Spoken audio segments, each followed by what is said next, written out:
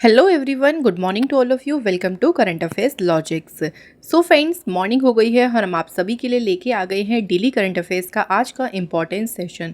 Friends, आज का जो ये सेशन है, देखिए इसमें हम कवर करने वाले हैं 20 जून के इम्पॉर्टेंट करंट अफेयर्स के क्वेश्चंस। पहले हम देखिए करंट अफेयर्स के क्वेश्चंस कवर करेंगे। उसके बाद मैं आपको कुछ इंपॉर्टेंट स्ट्रेटी के क्वेश्चंस भी प्रिपेयर कराऊंगी।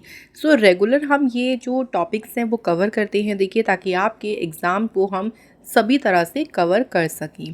तो ये सेशन ओवरऑल काफ़ी इंपॉर्टेंट सेशन है और इसका जो पीडीएफ है वो आप लोगों को हमारे टेलीग्राम ग्रुप से मिल जाएगा, जिसका नाम करंट अफेयर्स लॉजिक्स है। आप इसे टेलीग्राम पर सर्च करके ज्वाइन कर लीजिए या फिर डिस्क्रिप्शन में जो लिंक दिया है वहाँ से आप सीधे हमारे ग्रुप पर पहुँच जाएंगे और आप इस ग्रुप को ज़रूर ज्वाइन करें। चलिए फ्रेंड्स, हर एक रोज़ की तरह हम आज के सेशन को भी शुरू करेंगे एक मोटिवेशन कोट से। आज का मोटिवेशन कोड है think positive and positive things will happen. देखिए, जब आप पॉजिटिव सोचेंगे, पॉजिटिव सोचने का मतलब ये है कि आप हमेशा अच्छा सोचें, क्योंकि जब अच्छा सोचेंगे अच्छे ही ख्याल आएंगे और चीज़ें भी आप अच्छी कर पाएंगे। यानी आप एक पॉजिटिव तरीके से उनको कर पाएंगे, जो प्रॉब्लम्स हैं उनको पॉजिटिव तरीके से सॉल्व कर पाएंगे, तो आप भी आगे बढ़ पाएंगे।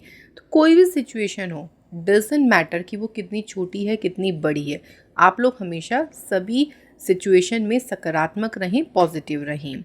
चलिए फ्रेंड्स, शुरू करेंगे एक इम्पॉर्टेंट डे से। तो 20 जून है आज का इम्पॉर्टेंट डे है वर्ल्ड रेफ्यूजी डे।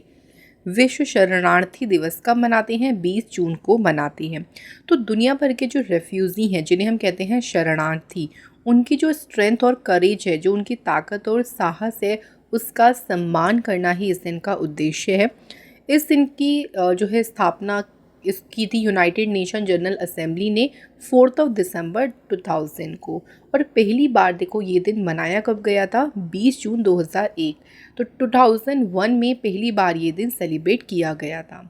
अब हमारे लिए एक और इम्पॉर्टेंट पॉइंट होता है कि इस दिन की थीम क्या रही है। तो इस बार की फ्रेंड्स थीम रही है for a world where refugees are welcomed. तो ये फ्रेंड्स इस बार की जो है 2024 की थीम रही है। क्लियर हो गया फ्रेंड्स यहाँ तक? तो चलिए फिर बात करते हैं आज के सबसे पहले इम्पॉर्टेंट क्वेश्चन की। फर्स्ट क्वेश्चन है, Russian president Vladimir Putin will visit Pyongyang. This will be his first trip to North Korea in how many years. देखिए फ्रेंड्स, जो प्योंगयांग है ना, ये नॉर्थ कोरिया की कैपिटल ही है। यहाँ पर अभी रशिया के जो प्रेसिडेंट हैं व्लादिमीर पुतिन यहाँ का दौरा करेंगे। ये कितने वर्षों में उत्तर कोरिया की उनकी पहली यात्रा होगी? तो 24 ईयर्स बाद जो है रशिया के प्रेसिडेंट कहाँ पर विजिट करेंगे? नॉर्थ कोरिया में। इससे पहले जो उनकी पहली विजिट हुई थी प्योंगयांग में, वो हुई थी जुलाई 2000 में। जब उनकी पहली विजिट थी तो ही मेड देखिए his first visit after his first election and met Kim's father Kim Jong second. तो किम जॉन जो सेकंड है उनसे उन्होंने मुलाकात करी थी, जो उस टाइम पे कंट्री में शासन कर रहे थे। तो पहली मुलाकात उनसे हुई थी।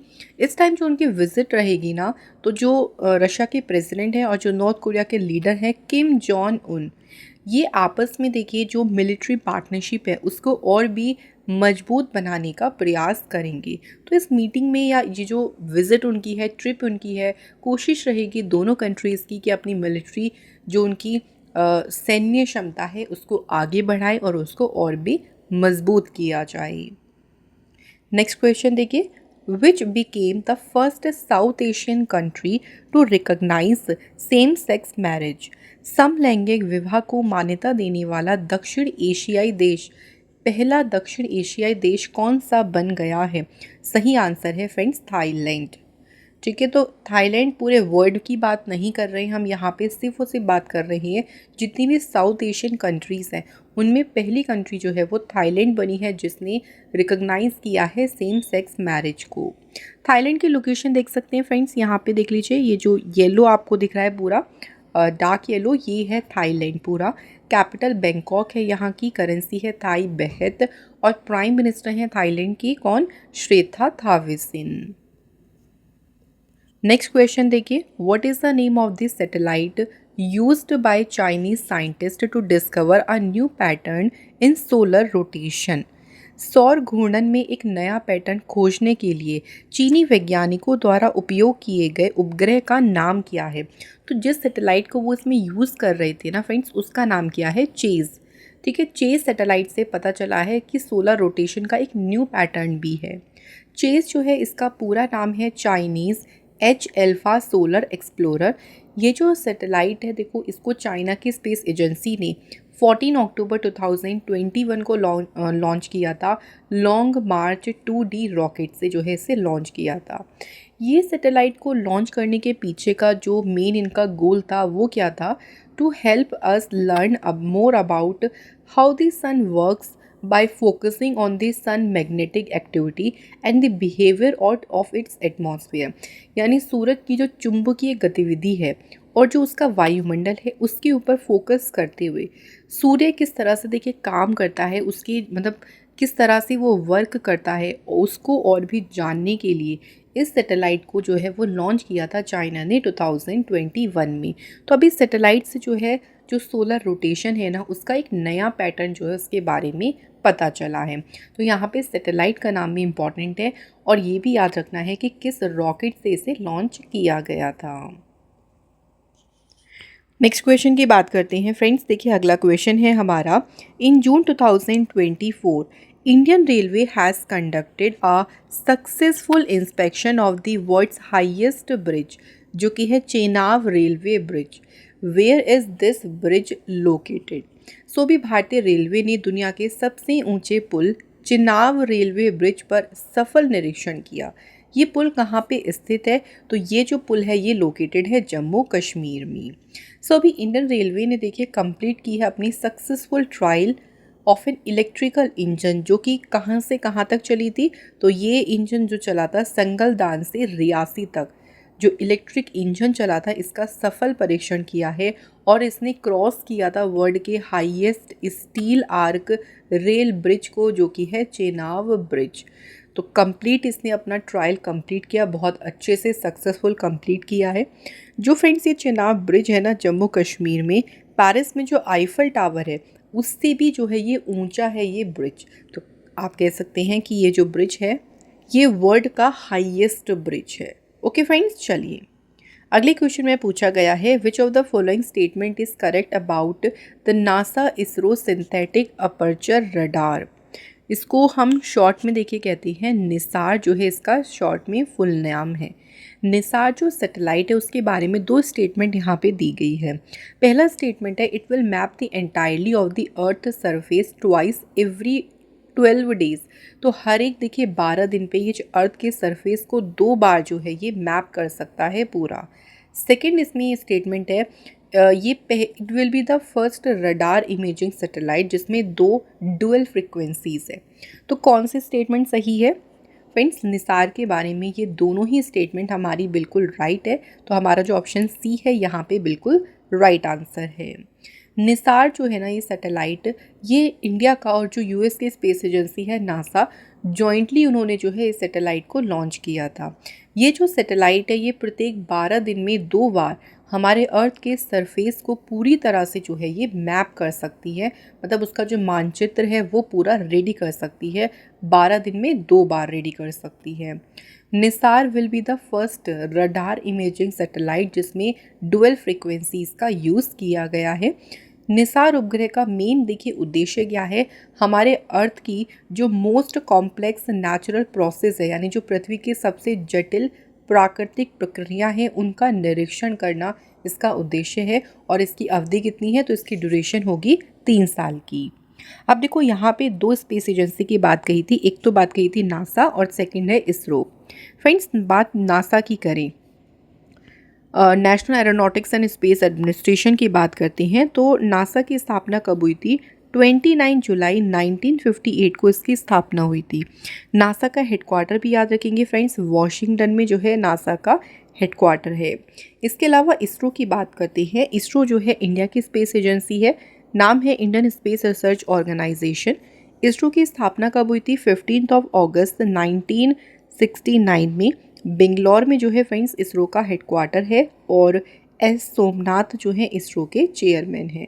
तो ये दोनों स्पेस एजेंसी के बारे में छोटे छोटे पॉइंट्स हैं याद रखिएगा फ्रेंड्स। चलिए नेक्स्ट क्वेश्चन पे आते हैं। Which states police in association with border security force and village defence committees have launched a mission निश्चय।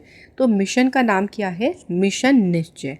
तो किस राज्य की पुलिस ने सीमा सुरक्षा बल और ग्राम रक्षा समितियों के साथ मिलकर मिशन निश्चय जो है ये शुरू किया है? तो फ्रेंड्स पंजाब की स्टेट पुलिस ने जो है इस मिशन को शुरू किया है। ये देखिए 1 हफ्ते तक चलने वाला एक मिशन है जो कि ड्रग्स के अगेंस्ट जो है इसको शुरू किया गया है। तो इसमें क्या किया जाएगा देखिए, तो ये मिशन जो है ना इसके अंडर इंडिया पाकिस्तान की सीमा पर जितने भी देखिए 42 गांव हैं वहाँ के जो निवासी हैं उनसे रीच आउट किया जाएगा, उनसे संपर्क करके जितने भी देखिए मादक पदार्थ हैं, जो भी ड्रग्स की सप्लाई करते हैं या जो भी इसकी डिमांड वगैरह करते हैं, तो जो भी खुफिया जानकारी है वो वहाँ के ही लोकल लोगों से जुटाई जाएगी और उनको पकड़ा जाएगा। तो इसी उद्देश्य से मिशन निश्चय को जो है वो शुरू किया गया है। पंजाब की बात करते हैं। सो कैपिटल फ्रेंड्स यहाँ की है चंडीगढ़। सीएम है पंजाब के भगवंत मान। गवर्नर है बनवारी लाल पुरोहित। यहाँ पे फ्रेंड्स राज्यसभा की सीटें हैं 7, लोकसभा की हैं 13 और यहाँ पे देखिए असेंबली सीट्स कितनी हैं 117। अच्छा, पंजाब सरकार से आपको भी याद आएगा कि पंजाब सरकार ने जो है सीएम दी योगशाला प्रोग्राम को जो है अपने यहाँ पे शुरू किया था। पंजाब की सरकार ने जो जगन्नाथ रथ यात्रा है उसको स्टेट फेस्टिवल डिक्लेयर किया था। ओके, ये याद रखिएगा। इसके अलावा जो फिज़िकल स्टैम्प होती है देखिए उसको हटाकर पंजाब सरकार ने ई स्टैम्प फैसिलिटी को जो है वो स्टार्ट किया। ये भी एक इम्पॉर्टेंट पॉइंट है पंजाब से रिलेटेड। आइए फ्रेंड्स अगले क्वेश्चन की बात करते हैं। In June 2024 which states chief minister has inaugurated the जनता भवन सोलर प्रोजेक्ट। किस राज्य के मुख्यमंत्री ने जनता भवन सौर परियोजना का उद्घाटन किया है? तो फ्रेंड्स असम के चीफ मिनिस्टर जो हैं हिमांत विश्व शर्मा, उन्होंने इस प्रोजेक्ट को इनॉग्रेट किया है। कहाँ पे? गुवाहाटी, असम की कैपिटल गुवाहाटी में जो है इस प्रोजेक्ट को शुरू किया गया। ये जो प्रोजेक्ट है देखिए इसमें 2.5 मेगावाट बिजली उत्पादन क्षमता के साथ जो रूफटॉप और जो ग्राउंड जो ज़मीन पर स्तर जो सोलर पीवी सिस्टम है वो इसमें शामिल हैं। तो इस प्रणाली से ये एक्सपेक्ट किया जा रहा है कि मंथली लगभग 3 लाख यूनिट बिजली यहाँ से मिल सकती है इस प्रोजेक्ट से। अच्छा, असम की चलिए बात अगर करें तो यहाँ पे देख सकते हैं मैप में ये असम स्टेट लोकेटेड है। फॉर्मेशन हुई थी 26 जनवरी 1950 को। कैपिटल दिसपुर है। सीएम हिमंता विश्व शर्मा। गवर्नर है गुलाब चंद कटारिया। असम का स्टेट फूड है काजी नींबू। राज्यसभा की 7 सीटें और लोकसभा की है यहाँ पे 14 सीट। अच्छा, असम सरकार ने ना अपने यहाँ पे सरपंच संवाद नाम से मोबाइल एप्लीकेशन को शुरू किया था। इसके अलावा फ्रेंड्स असम सरकार ने खेल महारण जो है ऑर्गेनाइज किया था स्टेट में। असम की गवर्नमेंट ने एक बिल पास किया था जो कि राज्य में जो पॉलीगैमी है उसको बैन करता है। तो इसको बैन करने के लिए यहाँ पे बिल पास किया गया था। अभी हाल फिलहाल में ही देखिए मुख्यमंत्री निजुत मोइना स्कीम यहाँ पे शुरू की गई थी गर्ल्स की एजुकेशन के लिए और चाइल्ड मैरिज को रोकने के लिए। तो ये बिल्कुल अभी रिसेंट की स्कीम है, आपको याद भी ज़रूर होगी। चलिए फ्रेंड्स आगे बात करते हैं। अगला क्वेश्चन देखते हैं क्या है। Who has been appointed as a MD and CEO of Dhanlaxmi bank. तो धनलक्ष्मी बैंक के अभी MD CEO के रूप में किसे नियुक्त किया गया है? सही आंसर है अजीत कुमार के। ये धनलक्ष्मी बैंक के MD CEO बने हैं। धनलक्ष्मी बैंक जो है इसकी स्थापना हुई थी 14 नवंबर 1927 को। हेडक्वार्टर जो है इसका है थ्रिसूर केरला में। अच्छा, यहाँ पे आपको कुछ और भी ऑप्शंस दिख रहे होंगे जो कि आपको भी हाल फिलहाल अपॉइंटमेंट से ही रिलेटेड आपको दिख रहे होंगे। ये नाम पवन कल्याण जी की बात करते हैं। सो फ्रेंड्स ये भी आंध्र प्रदेश में जो है फ्रेंड्स ये अभी डेप्यूटी प्राइम मिनिस्टर जो है अपॉइंट हुए हैं। ठीक है, तो ये याद रखेंगे, ये इंपॉर्टेंट है। डेप्यूटी प्राइम मिनिस्टर जो है डेप्यूटी चीफ मिनिस्टर जो है यहाँ के बनी है आंध्र प्रदेश के।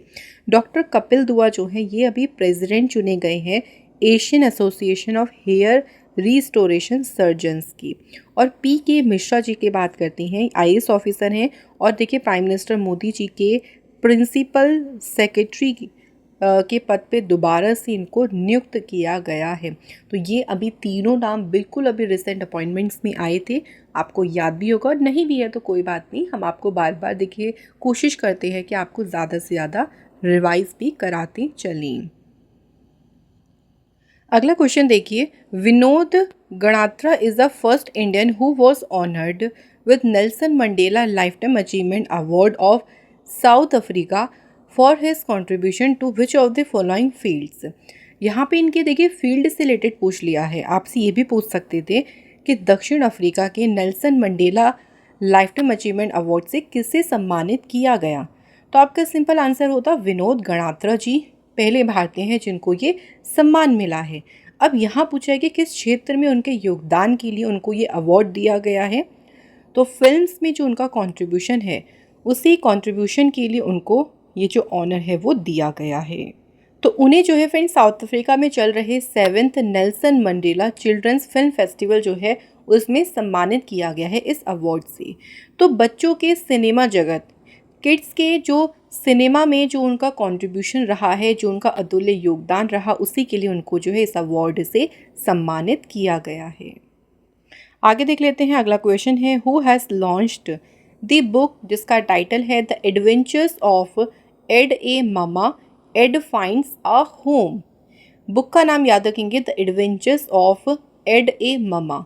ये जो पुस्तक है इसको देखिए लॉन्च किसने किया है, तो आलिया भट्ट ने जो है अपनी एक पुस्तक अभी लॉन्च की और इस बुक का नाम है the adventures of Ed a mama.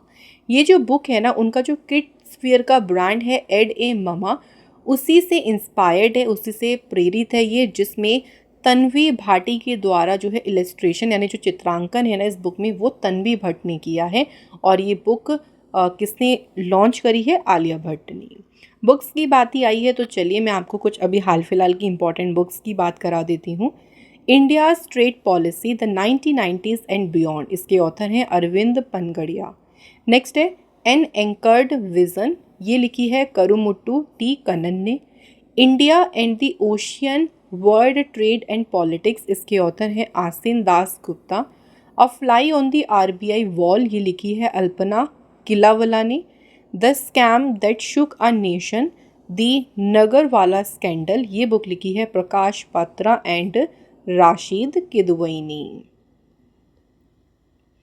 Next question देखिए, अगला क्वेश्चन है, David Wiese has announced his retirement recently, he is related to which sport. So friends, इनका नाम है डेविड विसे और अभी इन्होंने अपने रिटायरमेंट की अनाउंसमेंट करी है। किस खेल से संबंधित है, तो इनका संबंध जो है वो क्रिकेट से है। डेविड विसे ने अपना जो करियर था वो साउथ अफ्रीका के साथ में शुरू किया था, उसके बाद उन्होंने स्विच कर लिया था नामीबियन साइड से। तो 2021 से जो है ये नामीबियाई जो टीम है उसका हिस्सा बन गए थे। और इन्होंने देखिए नामीबिया की तरफ से 34 T20 इंटरनेशनल मैचेस खेले, जिसमें 500 से भी ज़्यादा रन इन्होंने बनाए और इन्होंने पिकअप किए थे 35 विकेट्स को। तो ये इतना इम्पॉर्टेंट नहीं है कितने विकेट्स लिए, कितने रन बनाए, आप लोग सिंपल याद रखेंगे कि कौन से फील्ड से रिलेटेड है ये, क्रिकेट से। अभी हाल फिलहाल और भी प्लेयर्स हैं जिन्होंने अपनी रिटायरमेंट की देखिए अनाउंसमेंट करी है, उनकी कंट्री पूछ सकते हैं और उनका आप लोगों से फील्ड पूछ सकते हैं, ठीक है। किसी का रन, किसी के विकेट्स ये नहीं पूछेंगे आपको एग्ज़ाम में। सो केदार जाधव इंडिया से ही, इन्होंने इंटरनेशनल क्रिकेट से रिटायरमेंट की अनाउंसमेंट करी।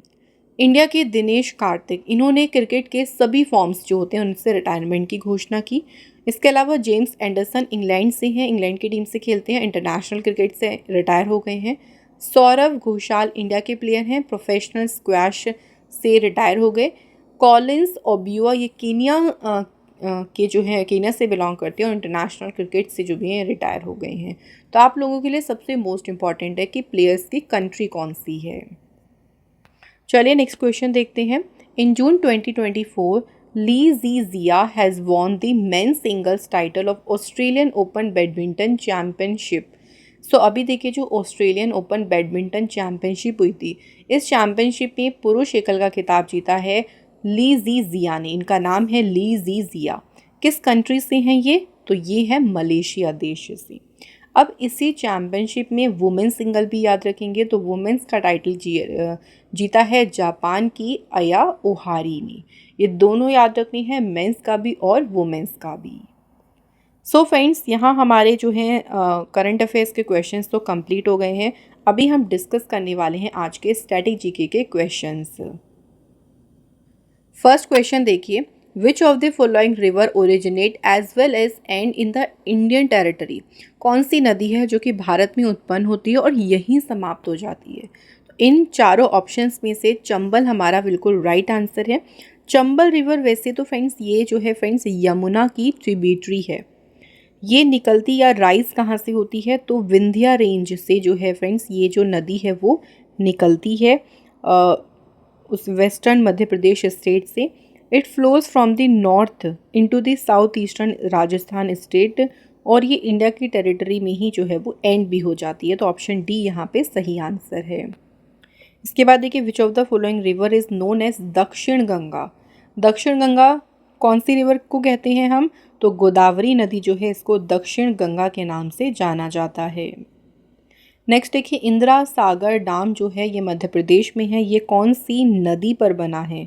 तो फ्रेंड्स, मध्य प्रदेश में जो इंदिरा सागर बांध है ये बना है नर्मदा रिवर पे। Next, Krishna Raja Sagar dam located in Karnataka is built on which of the following river. तो कृष्ण राज सागर बांध किस नदी पर बना है, तो ये कावेरी नदी पर बना है, और ये भी याद रखेंगे कहाँ लोकेटेड है, कर्नाटक स्टेट में। Next, at which place does Alaknanda and Bhagirathi meet and take the name Ganga. कौन सी जगह है जहाँ पे अलकनंदा और भागीरथी मिलती है और गंगा बन जाती है फिर उसके बाद, तो उस जगह को कहते हैं देवप्रयाग। ठीक है, तो देवप्रयाग में अलकनंदा भागीरथी मिलती है और कौन सी नदी फिर फॉर्म होती है, आगे जाके इसको कहते हैं फिर गंगा के नाम से ये जानी जाती है। तो ये थे फ्रेंड्स हमारे सभी स्टैटिक जीके के क्वेश्चंस। अब कवर करते हैं कल के जो क्वेश्चंस हमने कवर करें, तो उनको फ्रेंड्स एक बार ना हम लोग रिवाइज कर लेते हैं।